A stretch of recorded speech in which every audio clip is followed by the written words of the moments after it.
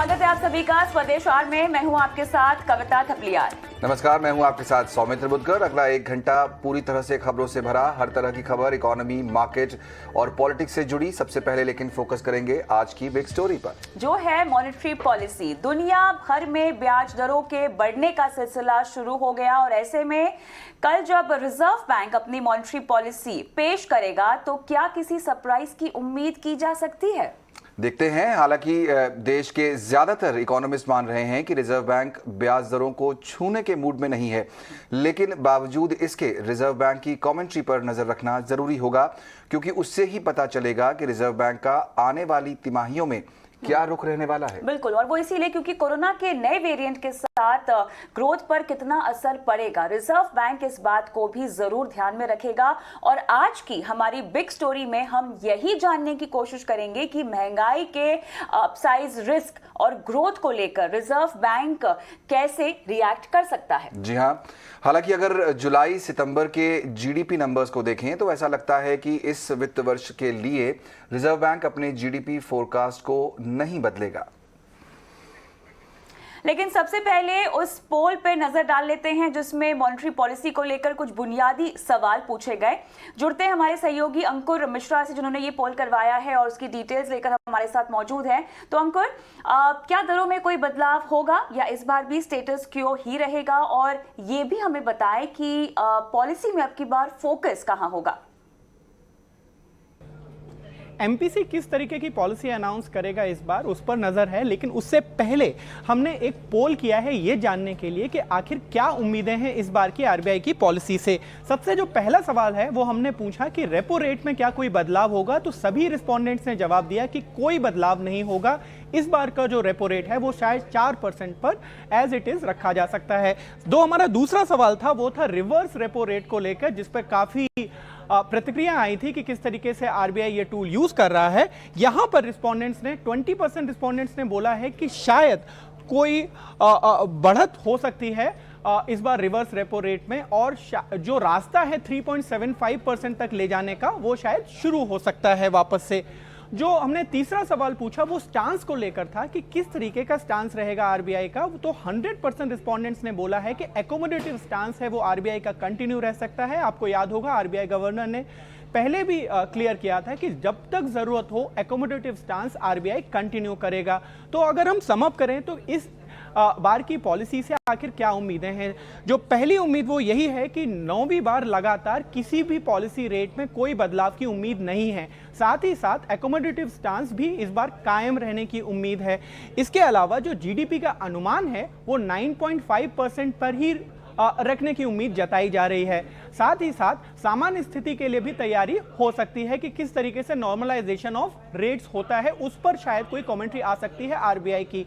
जो factors to watch इसके अलावा हैं वो है कि जो लेटेस्ट थ्रेट आया है ओमाइक्रॉन को लेकर, उस पर आरबीआई गवर्नर का क्या स्टेटमेंट है, किस तरीके का कॉशन देते हैं वो अपनी कमेंट्री में, उस पर नजर रहेगी। साथ ही साथ आर्थिक रिकवरी और महंगाई दर पर क्या कमेंट्री है, इस पर भी नजर रहेगी। आपको याद होगा कि पिछले महीने 4.5% का सीपीआई आया था, लेकिन वेजिटेबल प्राइसेस में बढ़ोतरी हुई है थोड़ी सी।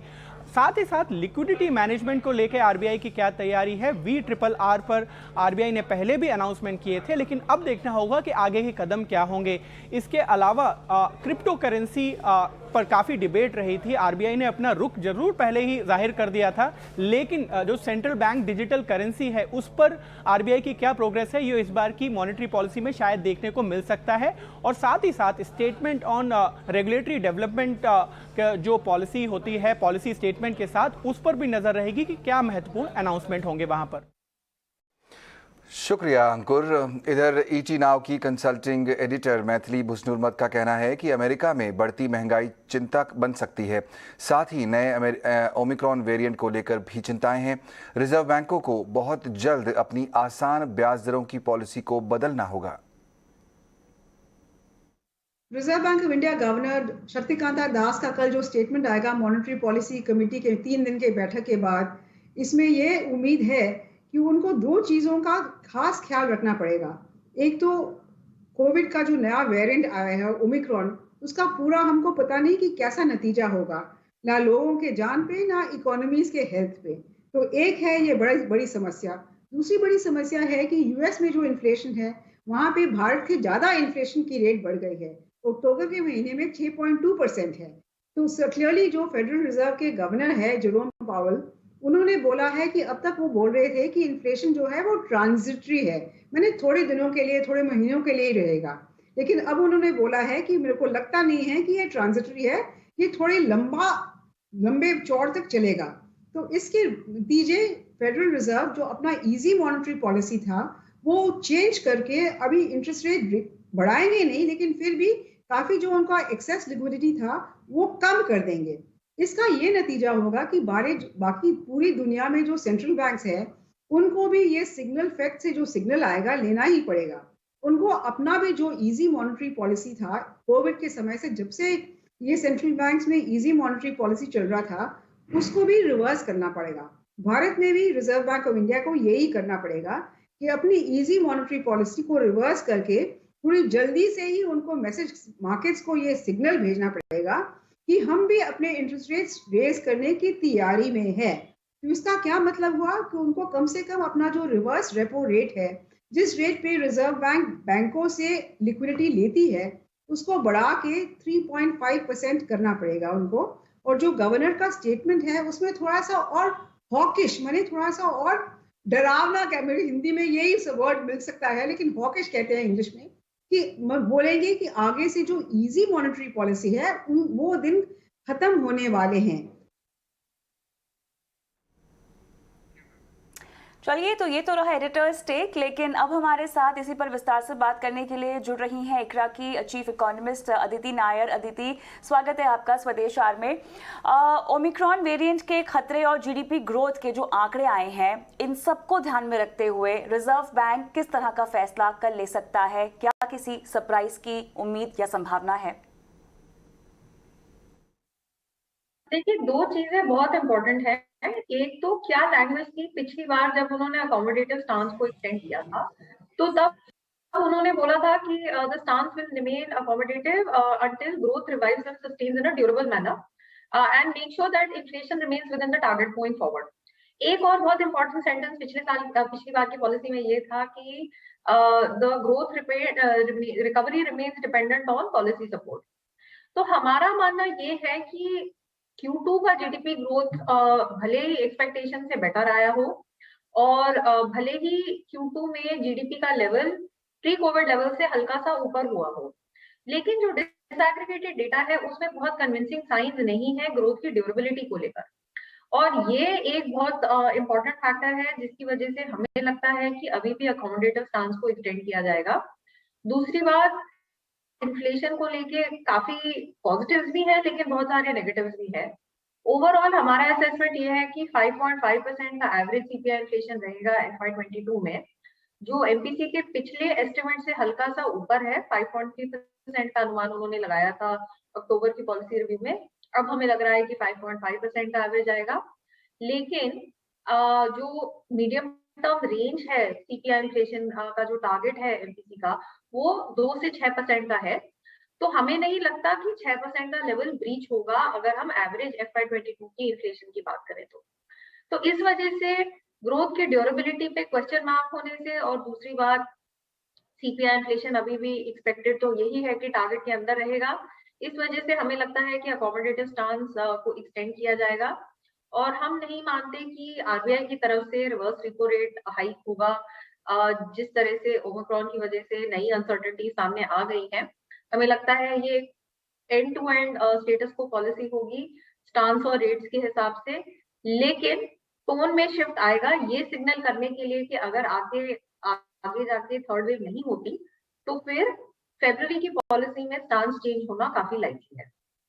बिल्कुल, आपने अदिति अभी ग्रोथ और इन्फ्लेशन दोनों की ही बात की, और वहीं से जुड़ा अगला सवाल भी बनता है कि इस समय जो है रिजर्व बैंक के लिए वो बड़ी चिंताएं क्या है? तो ग्रोथ बड़ी चिंता है, इन्फ्लेशन बड़ी चिंता है, तो कुल मिलाकर जब कल पॉलिसी आएगी तो फोकस किस चीज पर रहेगा?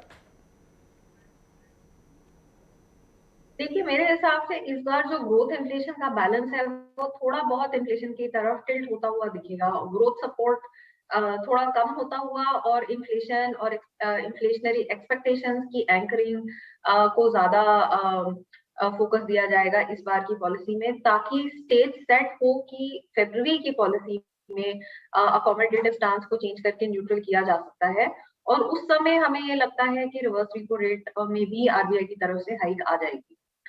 तो 2 महीने की बात है, तब तक बजट भी सामने आ जाएगा। बजट में क्या क्यूज है अगले साल के फिस्कल पॉलिसी सपोर्ट के लिए, वो भी सामने आ जाएंगे। तो ओवरऑल हमें लगता है कि अब एक जो फॉरवर्ड लुकिंग टोन होगी उसमें शिफ्ट आएगा इस बार की पॉलिसी में, और वो मार्केट को साफ साफ सिग्नल देगा कि पॉलिसी नॉर्मलाइजेशन अब आने ही वाली है, एज लॉन्ग एज कोई थर्ड वेव नहीं होती। अदिति, इसके अलावा अब आरबीआई की जो अपनी कमेंट्री होती है वो काफी मायने रखती है, तो क्या बैंकिंग सिस्टम में लिक्विडिटी को लेकर कमेंट्री में कुछ कहा जा सकता है? हमें लगता है कि थोड़ा बहुत जो लिक्विडिटी नॉर्मलाइजेशन के स्टेप्स आरबीआई ने लिए हैं उन्हें थोड़ा बहुत और कंटिन्यू किया जा सकता है, और शायद ज्यादा longer tenor BRRR option announce किए जा सकते हैं। शायद अमाउंट में अभी इंक्रीज नहीं किया जाएगा, लेकिन जो ड्यूरेशन है उसको शायद बढ़ाया जाएगा आरबीआई की तरफ से। और ये कल की पॉलिसी अनाउंसमेंट के साथ जो आरबीआई की तरफ से अनाउंसमेंट आती है उसमें हम एक्सपेक्ट कर रहे हैं। जीसैप का हम कोई Q4 में अमाउंट नहीं एक्सपेक्ट कर रहे जीसैप के रीस्टार्ट हो। ओके, यहाँ पर इस समय जो मार्केट के लिए एक बड़ी चिंता है वो है जाहिर तौर पर कोविड का जो नया वेरिएंट आया है ओमिक्रॉन। रिजर्व बैंक गवर्नर भी उस पर नजर रखेंगे ही पॉलिसी पेश करने से पहले। आपको क्या लगता है ग्रोथ पर किस तरह का असर दिख सकता है इसकी वजह से, और रिजर्व बैंक क्या इस मुद्दे को अपने दिमाग में रखेगा कल पॉलिसी पेश करने से पहले?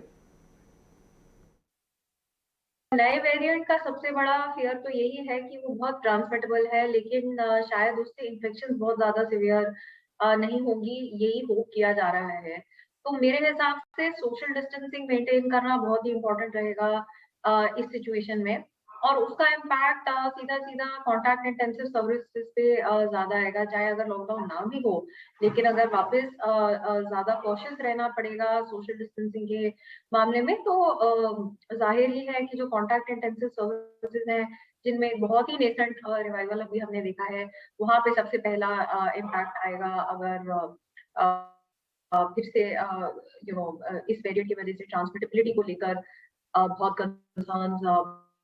आरबीआई की तरफ से अनसर्टेनिटी को देखते हुए status quo is the best that we can expect right now. आगे जाके अगर थर्ड वेव आ जाती है और उसके बाद वापस लॉकडाउन होने पड़ते हैं, तो वो एक बिल्कुल ही डिफरेंट बॉल गेम है। तो उस सिचुएशन में क्या होता है वो तो आज की पॉलिसी में कल की पॉलिसी में तय कर पाना तो that will not be appropriate. तो अगर इस तरह से एक्सट्रीम सिचुएशन बन जाती है तो उससे तो on the ground inter policy response will be better.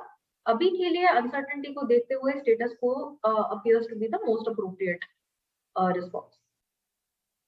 Aditi, आखिरी सवाल आपसे पूछना चाहेंगे, यूएस फेड ने बॉन्ड टेपरिंग और महंगाई को लेकर जो कुछ भी कहा है वो कितना बड़ा कंसर्न होगा रिजर्व बैंक पर उनके लिए? किसी तरह का कोई प्रेशर बॉन्ड यील्ड को लेकर आगे क्या हो सकता है इस बयान के तहत?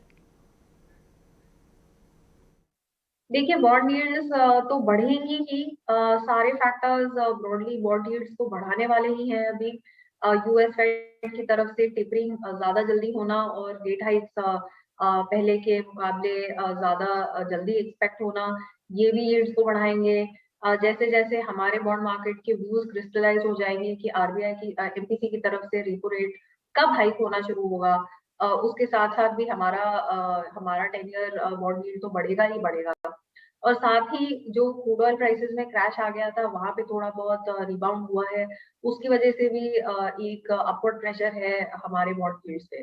सो ओवरऑल हम एक्सपेक्ट कर रहे हैं कि अगर अगले क्वार्टर में जैसे जैसे कि व्यू क्रिस्टलाइज होती जाएगी कि आरबीआई एमपीसी की तरफ से कितनी जल्दी रिपो रेट हाइक शुरू हो जाएंगी, तो कम से कम और एक 25 बेसिस पॉइंट्स तो 10 ईयर यील्ड का ऊपर होना इज हाईली लाइकली। तो अगले क्वार्टर के लिए हम 10 ईयर यील्ड का रेंज 640 से 670 का के लगभग एक्सपेक्ट कर रहे हैं। अगर ग्लोबल बॉन्ड इंडिसेस में इंक्लूजन हो जाता है अगले क्वार्टर के अंदर लिस्टिंग हो जाती है तो उससे थोड़ा सा सपोर्ट मिल सकता है बॉर्डरिंग प्रोग्राम और बॉन्ड यूज को, लेकिन उसके एब्सेंस में हम 640 टू 670 की रेंज एक्सपेक्ट कर रहे हैं 10 ईयर यूज के लिए। बिल्कुल, बहुत बहुत शुक्रिया अदिति, आज हमारे इस शो में शामिल होकर अपना व्यू देने के लिए। इकरा की चीफ इकोनॉमिस्ट अदिति नायर बताते हुए कि शायद कल जो पॉलिसी आए उसमें तो कोई बदलाव ना हो, लेकिन फरवरी महीने में जो पॉलिसी आएगी उसमें उम्मीद कर रहे हैं ये कि शायद इंटरेस्ट रेट बढ़ाए जाएं। चलिए, इस बीच हमने CLA से इंडिया के इकोनॉमिस्ट और head of research Indranil Sen Gupta से भी बात की। उनका कहना है कि भारत में अब भी डिमांड काफ़ी कमज़ोर है, रिकवरी में तेज़ी लाने के लिए अभी खपत को बढ़ाना होगा। Yes, I am with two qualifications. Number one, I think the RBI will look to continue to suck out liquidity, and so they will probably introduce more and more measures, to suck out the surplus money market liquidity that we have.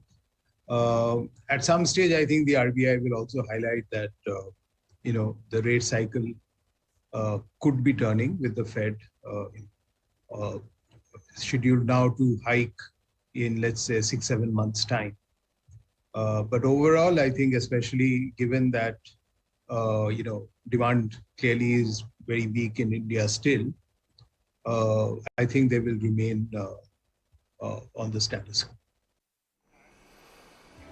तो कल RBI governor Shaktikanta दास क्या फैसला लेते हैं और क्या नतीजा निकलता है MPC की पॉलिसी का, इसका पूरा एनालिसिस आप ET Now स्वदेश पर देख सकते हैं। हमारे साथ एक पूरा पैनल होगा बैंकर्स का, इकोनॉमिस्ट का। सुबह 9:45 बजे से आप जुड़िए ET Now स्वदेश के साथ और समझिए RBI पॉलिसी के क्या मायने हैं।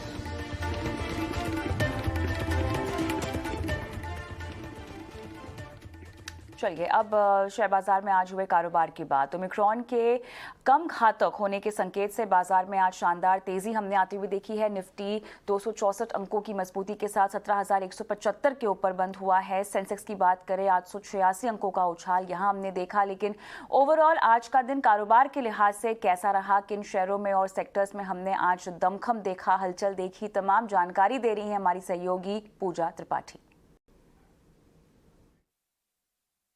कल की भारी गिरावट के बाद आज बाजार में तेजी लौटी और कहीं ना कहीं दुनिया भर में जो ओमिक्रॉन वेरिएंट को लेकर चिंताएं थी उसमें कमी देखने को मिल रही है। और हमने देखा चीन के सेंट्रल बैंक ने भी बैंक रिजर्व रेशियो में कटौती की और इसके अलावा इकोनॉमी के 22 संकेतों में से 19 में हमने देखा कि रिकवरी देखने को मिली है। और इसी की वजह से देख रहे हैं जो दुनिया भर में इस समय मूड माहौल अच्छा है उसका ही असर आज भारतीय बाजारों में भी दिखाई दिया। निफ्टी में 264 अंक और सेंसेक्स करीब 880 अंक से ज्यादा की तेजी के साथ आज क्लोजिंग दी और बैंक निफ्टी में भी करीब 850 अंकों से ज्यादा की तेजी आज देखी गई है। और सभी सेक्टोरल इंडेक्स आज हरे निशान में थे, सभी में आज अच्छी खरीदारी हर तरफ देखने को मिली है। चीन में जो कैश रिजर्व रेशियो में कमी हुई है उसके चलते हमने देखा कि आज मेटल शेयर ऊपर थे, जिसमें कि हिंडाल्को, टाटा स्टील, जिंदाल स्टील और सेल यहाँ पर बढ़त थी। आज जिस तरह से दिक्कतें कम हो रही है, टेंशन नए वेरिएंट की कम हो रही है, अब हम देख रहे हैं अनलॉक वाले शेयरों में वापस से एक खरीदारी लौटी, जिसमें कि आज इंडियन होटल्स, IRCTC, इंडिगो और डेल्टा कॉप ये कुछ ऐसे स्टॉक्स थे जहां पर की अच्छी तेजी थी। रियल्टी शेयरों में आज अच्छी खरीदारी देखी गई। DLF, Phoenix mills, Oberoi realty और IB रियल आज अच्छी क्लोजिंग के साथ बंद हुए। और इसके अलावा आज निजी बैंकों, प्राइवेट बैंकों ने भी अच्छा कंट्रीब्यूट किया और हम देख रहे थे कि बैंक निफ्टी से भी काफी अच्छा सहारा आया, जिसमें कि जो बड़े लार्ज कैप स्टॉक्स थे ICICI, एक्सिस, कोटक, SBI सभी में करीब 2 से 3% से ज्यादा की तेजी आज देखी गई। बिल्कुल। और DSP इन्वेस्टमेंट मैनेजर्स के इक्विटी हेड विनीत सांबरे का कहना है कि बाजार में करेक्शन पर खरीदारी का मौका तलाशना चाहिए। I would sort of, say one thing. I think for the long-term investors, down markets are better than up markets. And I think, we've seen a linear rally the last 1.5 years. We've not seen really any downdraft. And, 5-10%, 15%, I think is something in that overall scheme of things is pretty okay, considering the fact that even after we've, shaved off about 8-9%, if we look at the valuations, they are pretty well justified. Our valuations are still about 1.5 standard deviation over the average. I'm not trying to justify the correction, but I think this is good in the long-term picture, where we all want to participate in the companies at reasonable price points. Last 1 year was difficult doing that, and hence this correction should be okay from that perspective. चलिए, तो ये तो रहा experts का नज़रिया बाजार पर, लेकिन ओमिक्रॉन के चलते हवाई अड्डों पर जो भीड़ भाड़ होनी शुरू हो गई है, उससे निपटने के लिए क्या तैयारियां हैं? इसको लेकर एविएशन मिनिस्टर ज्योतिरादित्य सिंधिया ने एक अहम बैठक की और इसमें प्राइवेट और एयरपोर्ट अथॉरिटी दोनों हवाई अड्डा प्राधिकरण में तैयारियों का जायजा लिया गया। बैठक के बाद और क्या क्या निर्देश जारी किए गए हैं, बता रहे हैं हमारे सहयोगी समीर दीक्षित। कोविड के नए वेरिएंट ओमिक्रॉन के खतरे से निपटने के लिए सरकार लगातार कदम बढ़ा रही है, लेकिन एक चुनौती ये भी है कि देश के अलग अलग एयरपोर्ट पर जो इंटरनेशनल पैसेंजर्स आ रहे हैं उनको काफी दिक्कतों का सामना करना पड़ रहा है और वो शिकायतें लगातार बढ़ती जा रही हैं, जिसको देख करके सिविल एविएशन मंत्री ज्योतिरादित्य सिंधिया ने एक अहम बैठक करी है, जिसमें प्राइवेट एयरपोर्ट ऑपरेटर, इसके साथ ही एयरपोर्ट अथॉरिटी ऑफ इंडिया के अंतर्गत जो एयरपोर्ट आते हैं वो तमाम अन्य स्टेक होल्डर्स के साथ में ये अहम बैठक की गई है, ताकि जो क्राउड मैनेजमेंट है एयरपोर्ट का उसको लेकर के कोई ज्यादा शिकायतें ना आए और वहां पर स्थिति नियंत्रण में रहे। जो नए दिशा निर्देश जारी किए गए हैं सिविल एविएशन मंत्रालय की तरफ से, उसमें साफ तौर पे कहा गया है कि आरटी-पीसीआर टेस्ट करने की जो क्षमता है इसमें बढ़ोतरी की जाए, लैब का सेटअप वहां पर बढ़ाया जाए, अगर मैन पावर बढ़ाने की जरूरत लगती है तो उस पर भी ध्यान दिया जाए, उसको अपनाया जाए। इसके अलावा जो हेल्प डेस्क है, जो फॉरेक्स काउंटर वहां पर बनाए जाने हैं एयरपोर्ट पर, उनकी संख्या को भी बढ़ाया जाए। जो प्रॉपर साइनेजेस या इंस्ट्रक्शंस है वो सही तरीके से वो लगाए जाए, ताकि किसी भी हवाई मुसाफिर को एयरपोर्ट पर पहुंचने में कोई दिक्कत ना आए। इसके अलावा जो इमिग्रेशन क्यूज हैं, जो कतारें लगती हैं, वहां पर भी बाकायदा अधिकारियों की तैनाती की जाए, ताकि वहां पर लंबी कतारें ना हो और जो समय लग रहा है एयरपोर्ट में ओमिक्रॉन को लेकर के जो नए गाइडलाइन है उनके पालन करने को लेकर के, ये समय यात्रियों को लेकर के ज्यादा समय ना लगे और दिक्कतें ना आए। साफ तौर पे ये टॉप टू बॉटम ये इंस्ट्रक्शन देने की कोशिश की गई है मंत्री की तरफ से कि जो क्राउड का मिसमैनेजमेंट अभी तक नजर आ रहा है, ये तस्वीरें दोबारा ना दिखाई जाए और जो शिकायतों का अंबार लग रहा है उसमें लगातार उसमें कमी लाई जाए और उसको बिल्कुल जीरो लेवल तक पहुंचाया जाए। तो कुल मिलाकर के चूंकि एयरपोर्ट पे ये संख्या हवाई यात्रियों की ज्यादा है और वहां से शिकायतें लगातार ज्यादा आ रही हैं, तो उसको कम करने के लिए ये एक अहम बैठक, जिसके बाद दिशा निर्देश जारी कर दिए गए हैं। माना यह जा रहा है कि इसका प्रभाव भी, इसका असर भी दिखना शुरू हो रहा है और आने वाले दिनों में ये जो अभी दिक्कतें एयरपोर्ट पे नजर आ रही हैं उसको पूरी तरीके से सरकार समाप्त करने में काफी हद तक कामयाब हो पाएगी। कोकिंग कोल पर आत्मनिर्भर बनने के लिए सरकार ने कमर कस ली है। इंपोर्ट में कमी लाने के लिए इंटर मिनिस्ट्रियल कमेटी ने अपनी सिफारिशें सौंप दी हैं। क्या इन सिफारिशों में है और क्या हो सकता है, ये बताने के लिए हमारे संवाददाता प्रकाश प्रियदर्शी हमारे साथ जुड़ रहे हैं। प्रकाश, बताइए। आत्मनिर्भर भारत अभियान के तहत सरकार तमाम सेक्टर्स में आत्मनिर्भर बनना चाहती है और कोल सेक्टर एक ऐसा है जहां पर काफ़ी तेज़ी से सरकार कदम बढ़ा रही है। थर्मल कोल का जहां तक सवाल है तो देश में काफ़ी प्रोडक्शन है, इसलिए उसके इंपोर्ट को रोकना आसान है और इस पर सरकार ने काफ़ी कदम भी बढ़ाए हैं। लेकिन जहां तक कोकिंग कोल का सवाल है उसमें काफ़ी मुश्किलें हैं, क्योंकि जो डोमेस्टिक इस्तेमाल है कोकिंग कोल का, उसका अधिकतम हिस्सा इंपोर्ट किया जा रहा है, क्योंकि देश में प्रोडक्शन नहीं है, उस तरह से इसके माइंस भी नहीं है। लिहाजा कैसे प्रोडक्शन बढ़ाई जाए, कैसे इसमें आत्मनिर्भर बना जाए, उसके लिए एक इंटर मिनिस्ट्रियल कमेटी का गठन हुआ था, जिसने अपनी सिफारिशें जो है वो सरकार को सौंप दी है और कई अहम बातें कही है। सबसे अहम तो ये है कि कमेटी ने ये कहा है कि उन कोकिंग कोल ब्लॉक की पहचान की जाए जो कि कोल इंडिया के लिए हो और प्राइवेट कंपनियों के लिए हो, ताकि प्रोडक्शन बढ़ाने में मदद मिले। साथ ही साथ ये भी कमेटी ने सिफारिश की है कि कोल इंडिया लिमिटेड के पास जो कोल लिंकेजेस है उसे प्राइवेट कंपनियों को, प्राइवेट वॉशरीज को सौंप दिया जाए, ताकि प्रोडक्शन में तेज़ी आए। इसके अलावा डोमेस्टिक कोकिंग कोल के लिए भी import parity based price mechanism बनाने की सिफारिश की गई है ताकि कंपनियों को इससे मदद मिले। इसके अलावा जो भी एंड यूजर्स हैं, जो ग्राहक है कोकिंग कोल के, उनके लिए सिफारिश की गई है कि उनको ये विकल्प मिले कि क्वालिटी के आधार पर कोकिंग कोल खरीद सके। साथ ही साथ आईएमसी ने ये भी सिफारिश की है कि जो भी कंपनियां इसके प्रोडक्शन के लिए आगे आ रही है, उनको अंडरग्राउंड माइनिंग के लिए या मशीनरीज पर जो है सरकार टैक्स इंसेंटिव दे। ये तमाम सिफारिशें की गई है। मैं आपको बता दूं कि अधिकतम कोकिंग कोल इस्तेमाल के लिए हम इंपोर्ट पर निर्भर हैं और पिछले वित्त वर्ष में सरकार के आंकड़ों के हिसाब से करीब 45,435 करोड़ का इंपोर्ट जो है वो किया गया है। सरकार की माने तो इन सिफारिशों के बाद वो काफ़ी तेज़ी से इसको लागू करने के लिए अब कदम उठाएगी। शुक्रिया तमाम डिटेल्स हमें देने के लिए प्रकाश। आगे बढ़ते हैं। भारत की गिनती दुनिया के सबसे ज्यादा आर्थिक असमानता वाले देशों में होने लगी है। आर्थिक असमानता पर आई वर्ल्ड रिपोर्ट के मुताबिक भारत की 33% दौलत केवल 1% लोगों के पास है, जबकि 50% ऐसे लोग हैं जिनके पास केवल 5.9% की ही संपत्ति है। इस रिपोर्ट की और क्या क्या हाईलाइट्स हैं, तमाम डिटेल्स दे रही हैं हमारी सहयोगी खुशबू तिवारी। आज ही जारी हुई वर्ल्ड इनइक्वालिटी रिपोर्ट दिखाती है कि भारत में किस तरह की वेल्थ और इनकम को लेकर असमानताएं हैं। रिपोर्ट बताती है कि जो टॉप 1% आबादी है उसके पास कुल वेल्थ का 33% हिस्सा है, जबकि जो नीचे का 50% तबका है उसके पास केवल 6% के आसपास की टोटल वेल्थ है भारतीय वेल्थ के हिसाब से। अगर इनकम के हिसाब से देखें तो टॉप 1% जो पॉपुलेशन है यहाँ पे भी वो 22% इनकम उनकी तरफ से है, और वहीं पे जो नीचे के 50% आबादी है वो सिर्फ 13% हिस्सा नेशनल इनकम का होल्ड करते हैं। अगर मिडिल ग्रुप की बात करें, जो 40% आबादी की बात करी जाए, तो उनके पास भी सिर्फ 29% के आसपास की टोटल इनकम और टोटल वेल्थ में का हिस्सा है उनके पास। एवरेज इनकम में भी देखा जाए तो एवरेज इनकम 2 लाख के आसपास आती है, और टॉप 10% की एवरेज इनकम देखी जाए तो वो इससे 20 गुना ज़्यादा है।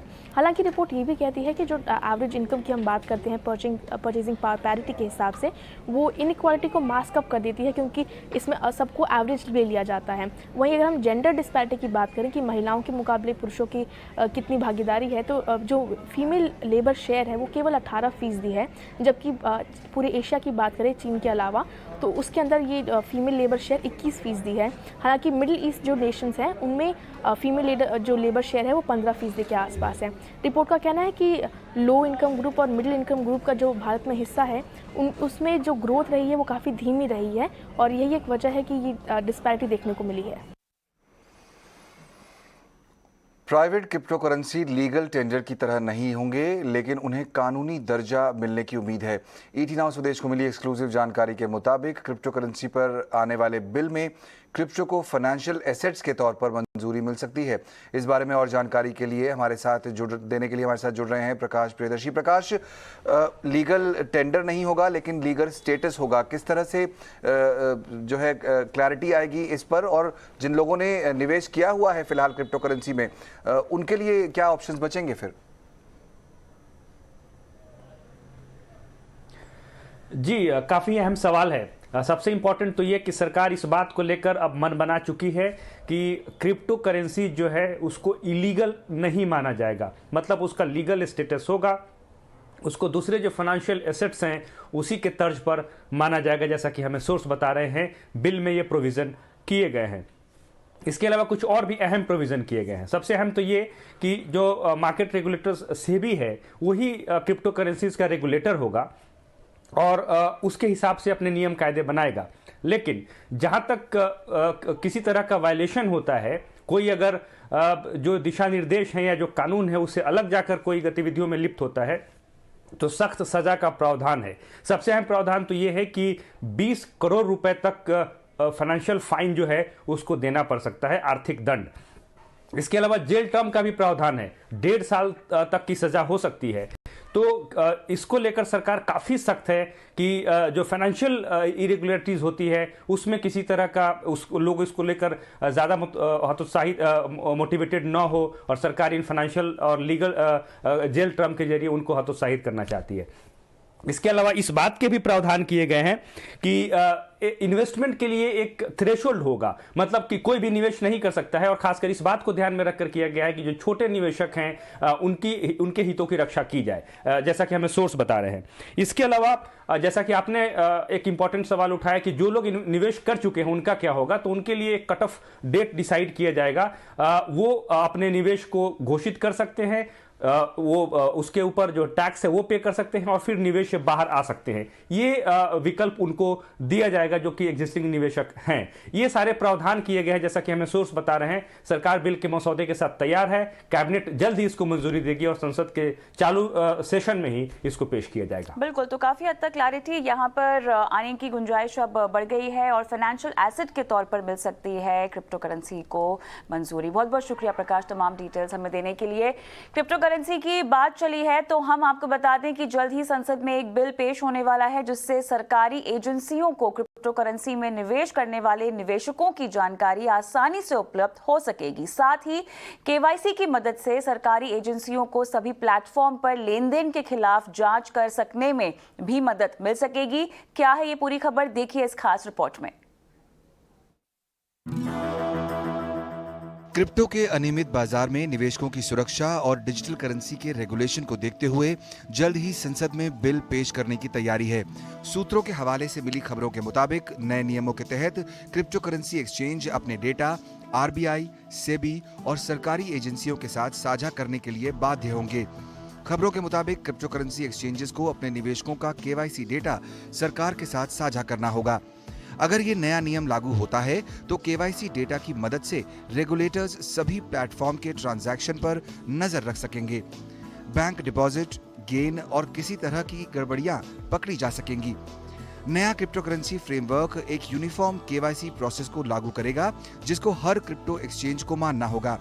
फिलहाल हर क्रिप्टो एक्सचेंज के अपने अपने केवाईसी नियम हैं। दरअसल सरकार को अभी लगता है कि कई क्रिप्टो करेंसी निवेशक कई अकाउंट्स ऑपरेट करते हैं जिनमें बैंक और एनबीएफसी अकाउंट्स भी शामिल हो सकते हैं जहां वो अपना पैसा डिपॉजिट करते हैं। भारत में अभी क्रिप्टो को लेकर तस्वीर साफ नहीं है, इसलिए ज्यादातर बैंक्स भी इससे दूरी बनाकर रखते हैं। इसलिए क्रिप्टो करेंसी के लेन देन पकड़ना और मुश्किल हो जाता है। मामले के जानकार बताते हैं कि जब आप किसी बैंक अकाउंट के लेन देन पर नजर डालते हैं तो एक बैंक में डिपॉजिट ही दिखता है, उससे ये पता नहीं चलता कि ये ट्रांजैक्शन किसी क्रिप्टो एक्सचेंज से हुआ है या नहीं। इसलिए इनकम टैक्स डिपार्टमेंट अगर उसकी स्क्रूटनी करना चाहे तो वो ऐसा नहीं कर सकता। उम्मीद है कि भारत में बहुत जल्द क्रिप्टो का भविष्य साफ हो जाएगा। दुनिया के कई देशों ने क्रिप्टो को लेकर रेगुलेशन लागू कर दिए हैं या लागू करने वाले हैं। पड़ोसी देश चीन ने पहले ही इसे लेकर अपनी नीति साफ कर दी है। क्रिप्टो करेंसी के मामले में ड्रैगन की दोहरी नीति देखने को मिल रही है।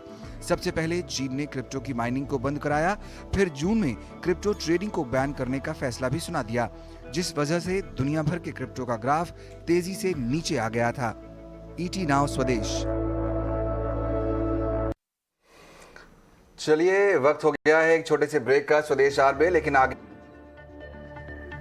चलिए अब रुक करते हैं मनी मंत्रा की ओर, जहां पर आपको बताएंगे कि सीनियर सिटीजन्स के लिए किस तरह के हेल्थ प्लान्स लॉन्च हो रहे हैं और साथ ही कैसे पीएफ के जरिए आप अपनी लाइफ इंश्योरेंस पॉलिसी का प्रीमियम पे कर सकते हैं। तमाम जानकारियां मनी मंत्रा में।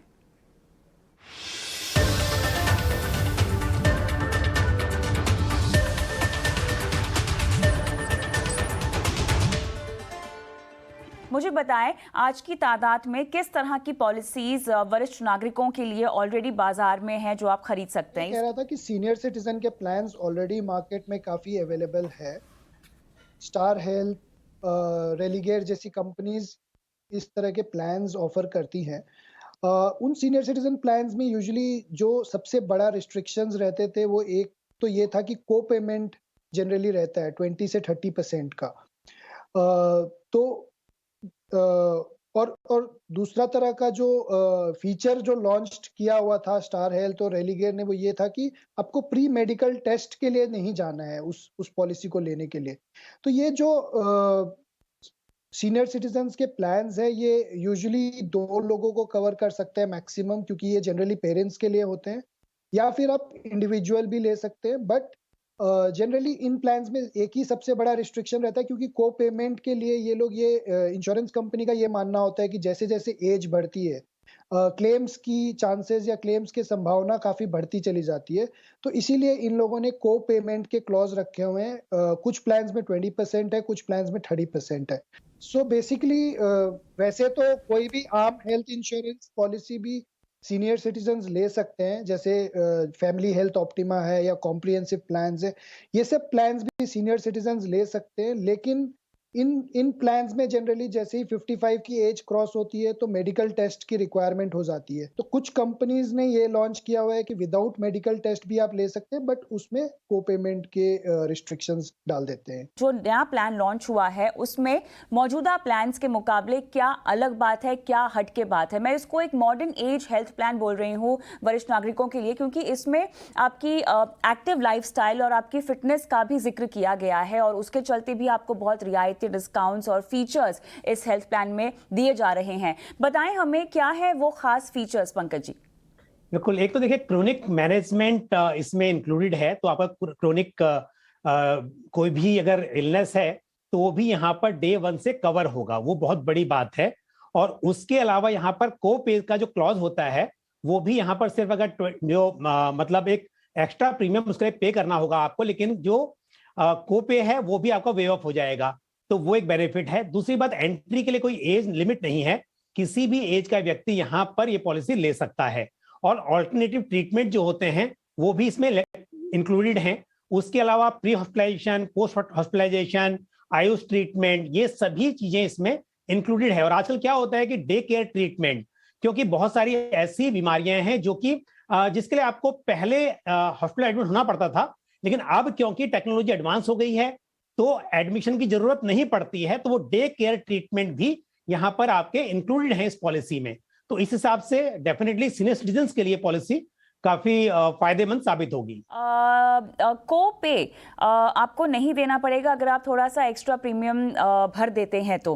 को पे को आसान भाषा में अगर मुझे समझना हो तो ये क्या है जो आपको अमूमन हेल्थ इंश्योरेंस पॉलिसी में ये फीचर दिया जाता है, और अब क्योंकि इस पॉलिसी में ये फीचर नहीं है लेकिन आपको एक्स्ट्रा प्रीमियम के तौर पर थोड़ा सा प्राइस चुकाना पड़ेगा, क्या वाकई ये अच्छी बात है या कोपे फीचर रहना किसी पॉलिसी में जरूरी है?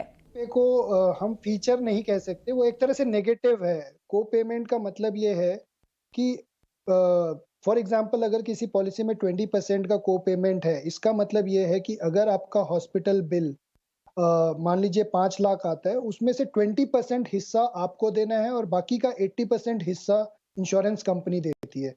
और जिस प्लान में को पेमेंट नहीं होता है उस प्लान में पूरा का पूरा हिस्सा इंश्योरेंस कंपनी बेयर करती है।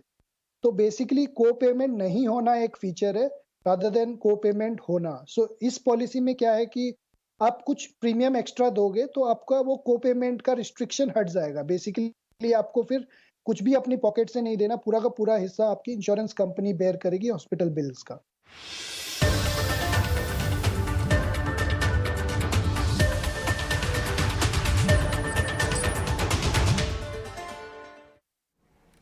मनी मंत्रा का पूरा चुनाव आप देख सकते हैं हमारे चैनल के YouTube पर, और प्लेलिस्ट में जाइए, मनी मंत्रा के शोज वहां पर देखिए। हम आगे बढ़ेंगे। पैसों का लेन देन आसान हो तो उसके लिए डिजिटल प्लेटफॉर्म भी मजबूत और भरोसेमंद होना चाहिए, और इस कसौटी में खरा उतरा है पेमेंट गेटवे कैश फ्री, जिसने 7 सालों में अपना शानदार सफर तय किया है और डिजिटल दौर का हीरो बनकर उभरा है। और यही वजह है कि हमने चुना है कैश फ्री पेमेंट को आज का स्वदेश हीरो।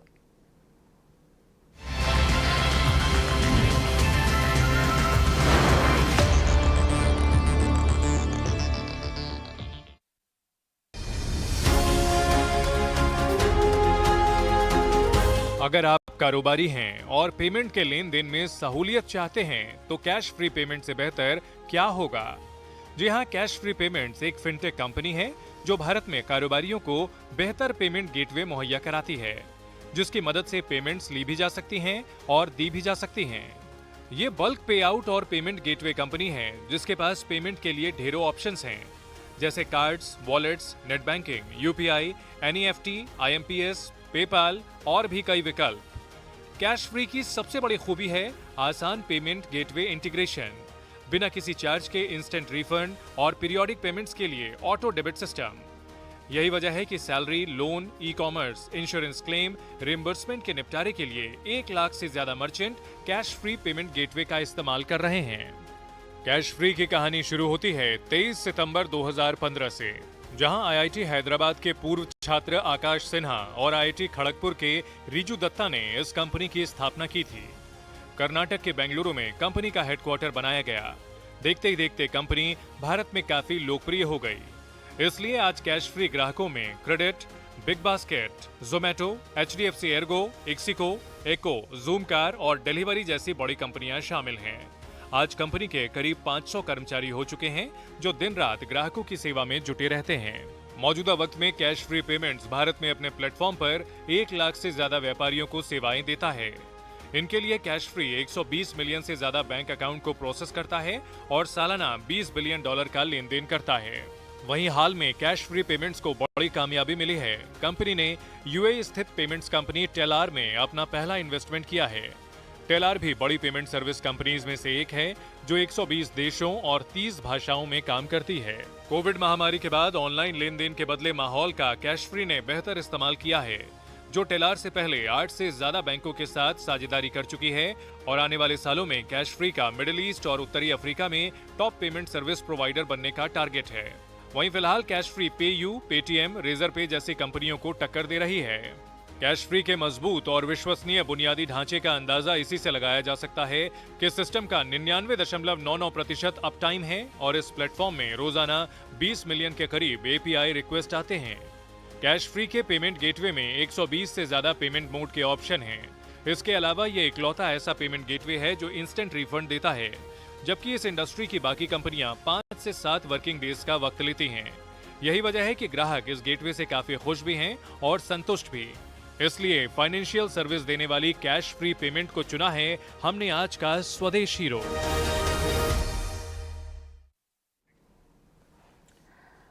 वहीं कैश फ्री पेमेंट के को फाउंडर आकाश सिन्हा से बात की हमारी सहयोगी नयनतारा राय ने और जानी उनकी आगे की प्लानिंग।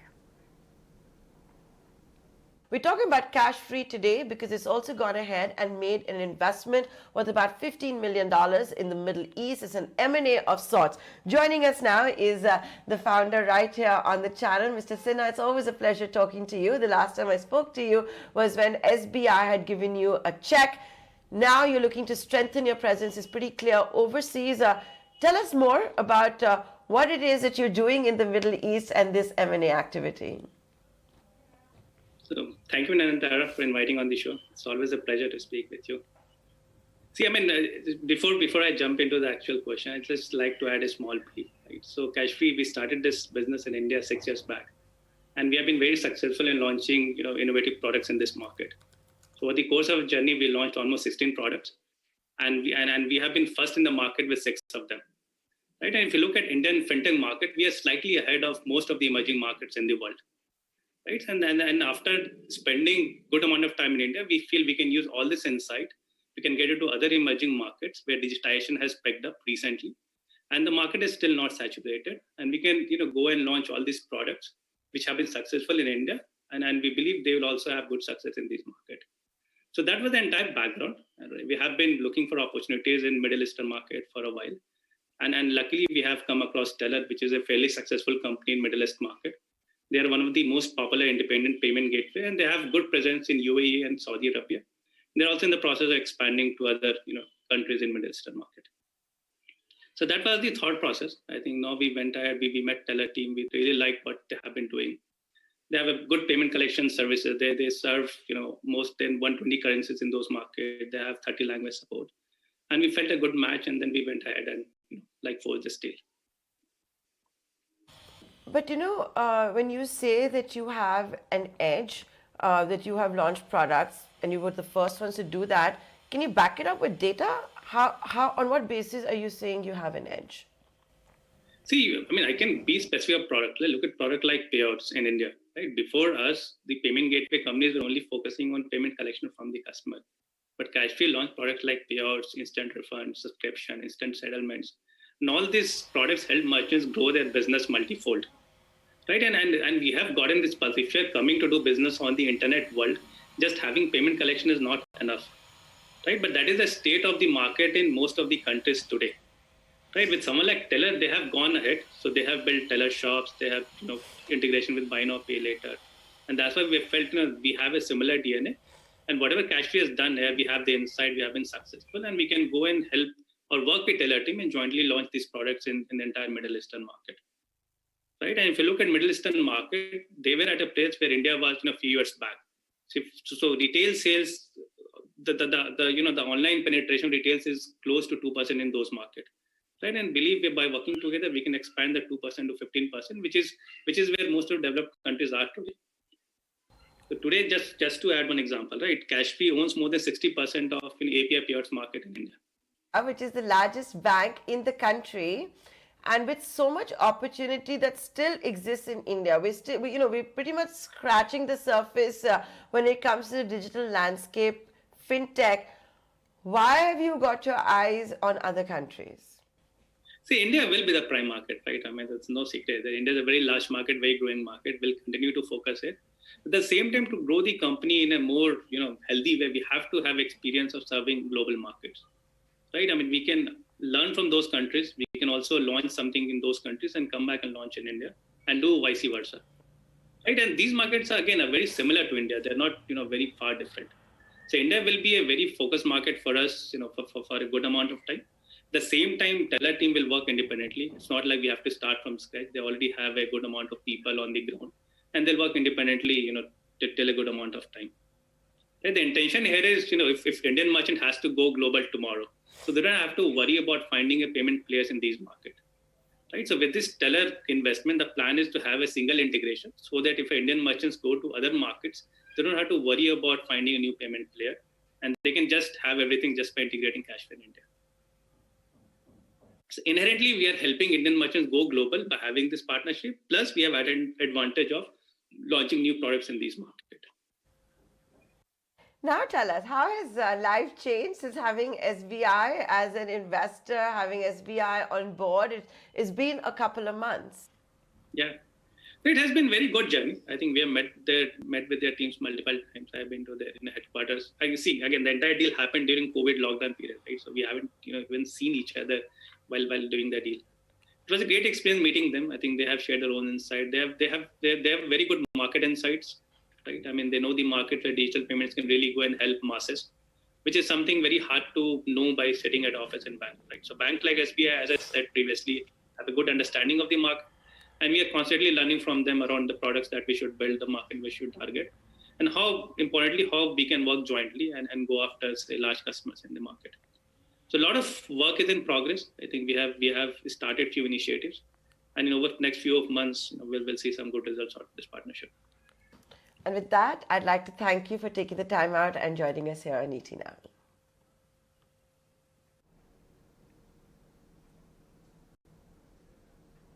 बढ़ेंगे बाकी खबरों की ओर। गुजरात की गिफ्ट सिटी को फिनटेक हब बनाने के लिए केंद्र और राज्य की कोशिशें जारी है। गुजरात सरकार इसके लिए इंफ्रास्ट्रक्चर दुरुस्त करने के साथ साथ शराबबंदी के नियमों में भी ढील दे सकती है। इस मुद्दे की अहमियत इसी से समझी जा सकती है कि जब वित्त मंत्री गुजरात गई थी तो खुद सीएम भूपेंद्र पटेल ने उनके साथ इस पर चर्चा की थी। गुजरात की राजधानी गांधीनगर में बनी गिफ्ट सिटी में देश का पहला अंतर्राष्ट्रीय फाइनेंशियल सर्विस सेंटर स्थापित किया गया है और केंद्र सरकार का इरादा गिफ्ट सिटी को वैश्विक फिनटेक वर्ल्ड के प्रवेश द्वार के तौर पर विकसित करना है। लेकिन गुजरात की शराबबंदी विदेशी कंपनियों और टॉप के टैलेंट को बुलाने की राह में बाधा बन रही है। ऐसे में गिफ्ट सिटी में शराब पीने की छूट देने की मांग उठ रही है और माना जा रहा है कि सरकार भी SEZ इलाके में शराबबंदी कानूनों में ढील देने को लेकर गंभीरता से विचार कर रही है। दरअसल सरकार फिनटेक कंपनियों को गिफ्ट सिटी में आने के लिए आकर्षित करना चाहती है ताकि राष्ट्रीय और अंतर्राष्ट्रीय कंपनियां यहां अपना दफ्तर खोलें। गिफ्ट सिटी आने वालों को विश्व स्तर की सुविधाएं दी जाएं ताकि देश दुनिया का टॉप टैलेंट यहां बुलाया जा सके। यहां भी दूसरे प्रतिस्पर्धी सेंटर्स की तरह लोगों को शाम की सोशल लाइफ मिल सकेगी। इसके लिए 27 सितंबर 2020 को ही गिफ्ट सिटी मैनेजमेंट की ओर से एक साइट सुपरिटेंडेंट को चिट्ठी लिखी गई थी जिसमें गिफ्ट सिटी के SEZ में शराब कानूनों में छूट मांगी गई थी। इसके लिए शराबबंदी कानून 1949 का हवाला दिया गया और धारा 139(1) C, 146B और 147 के तहत छूट मांगी गई। माना जा रहा है कि राज्य सरकार जनवरी 2022 में होने वाले वाइब्रेंट गुजरात ग्लोबल समिट से पहले शराबबंदी में छूट को लेकर फैसला कर सकती है। सूत्रों के हवाले से ये बताया जा रहा है कि गुजरात सरकार गिफ्ट सिटी में शराब पीने की छूट दे सकती है। 20 सितंबर को ही चीफ सेक्रेटरी ने एडिशनल चीफ सेक्रेटरी शहरी विकास को चिट्ठी लिखकर गिफ्ट सिटी में व्यवस्थाओं को बेहतर करने के साथ साथ शराब कानूनों में ढील देने को कहा है। दरअसल ड्राई स्टेट होने के बावजूद गुजरात में कुछ मामलों में शराब पीने की छूट दी जाती है। राज्य के बाहर से आने वाले विदेशी टूरिस्ट और बिजनेसमैन को शराब पीने की छूट मिलती है। वहीं सैन्य बलों के जवानों पर भी राज्य की शराबबंदी लागू नहीं होती। इसके अलावा SEZ के निवासियों के लिए शराब का परमिट जारी किया जाता है। दरअसल राज्य का बिजनेस क्लास लंबे समय से शिकायत करता रहा है कि ड्राई स्टेट होने की वजह से कई युवा गुजरात आने से कतराते हैं। हाईकोर्ट में भी शराबबंदी में छूट की मांग को लेकर याचिकाओं पर सुनवाई चल रही है। हालांकि राज्य के गांधीवादी और महिला अधिकार संगठन इस तरह की किसी भी छूट दिए जाने के खिलाफ हैं। ऐसे में सरकार के सामने संतुलन साधने की चुनौती है कि कैसे दशकों पुरानी शराबबंदी नीति को लचीला बनाएं और कारोबारी मांग के हिसाब से गिफ्ट सिटी में शराबबंदी में छूट दें। ET नाउ स्वदेश। दिल्ली बॉर्डर पर चल रहा किसान आंदोलन जल्द खत्म हो सकता है। सिंघू बॉर्डर पर हुई संयुक्त किसान मोर्चा की बैठक में आंदोलन वापसी को लेकर कोई फैसला नहीं हो पाया है। कल किसानों की फिर मीटिंग होने जा रही है। सूत्रों के मुताबिक किसानों की मांगों पर केंद्र सरकार ने सहमति जताते हुए उन्हें खत लिखा है। इसमें MSP पर कमेटी बनाने के साथ साथ मुकदमा वापस लेने की बात भी कही गई है। लेकिन किसान नेता सरकार की तरफ से आई ड्राफ्ट में कुछ मुद्दों पर स्पष्टीकरण चाहते हैं। एक तो जो केस है उन केसों में हम ये चाह रहे हैं कि सरकार एक टाइम बाउंड कर दे जी, और उसकी प्रक्रिया शुरू करने का भी टाइम बाउंड कर दे। और दूसरा ये है जो MSP वाला है उसमें SKM के लीडर ही लिए जाएं, अन्य किसान ना लिए जाएं। और तीसरा जो है जो मुआवजा है उसकी सरकारें घोषणा कर दे पहले। बस सर एक चीज ये बता दीजिए, आपने केस वापस करने की बात करी है, केस वापस जो कह रहे हैं वो क्या 26 जनवरी वाले केसेस भी हैं? सारे केस बीच में हैं। 26 जनवरी केसेस को सारे केस बीच में भाई। तो कल सर आप लोग की 2 बजे मीटिंग होगी, उसमें क्या डिसाइड करेंगे? उसमें जो भी पेंडिंग मुद्दे हैं एक बार सरकार को भेजेंगे, सरकार इन पे क्या जो है अपनी बात कहती है वो। तो आप लोग कल चलिए इसी के साथ स्वदेश आर में आज के लिए इतना ही, लेकिन तमाम खबरों की अपडेट के लिए आप बने रहे ET नाउ स्वदेश के साथ ही। नमस्कार।